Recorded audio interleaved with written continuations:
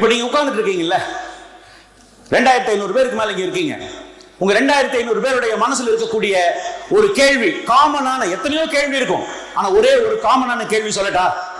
மேடை மேல ஏறின மாதிரி நானும் ஏற முடியுமா?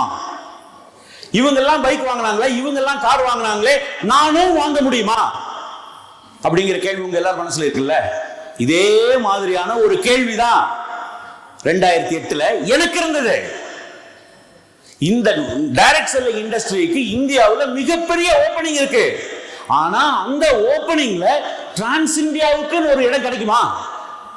பேர் சொல்ற இடத்துல டிரான்ஸ் இந்தியா வருமா? கொண்டு வரணும். உட்கார்ந்து இருக்கிற நீங்க மேடைக்கு வரணுங்கிற ஆசை இருக்குல்ல, அதே மாதிரி கொண்டு வரணுங்கிற ஆசை இருந்தது. ஆனா வருமா அப்படிங்கிற உங்க மனசுல இருக்கிற மாதிரியே ஒரு கேள்வி எங்கிட்ட இருந்தது. அந்த கேள்விக்கு பதில், அந்த கேள்விக்கு செயல் எங்கிருந்து வந்தது தெரியுமா?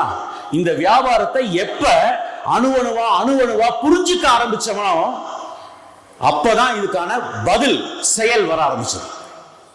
அப்போ இந்த வியாபாரத்திற்கு பின்னாடி இருக்கக்கூடிய உண்மைகள் என்ன, இந்த வியாபாரத்தினுடைய எதிர்காலம் என்ன, இந்த வியாபாரம் இந்தியாவில் எப்பேற்பட்ட சாதனை புரியும் அப்படிங்கிறத ஒரு இமேஜினரியா எங்களால புரிஞ்சுக்க முடிஞ்சது.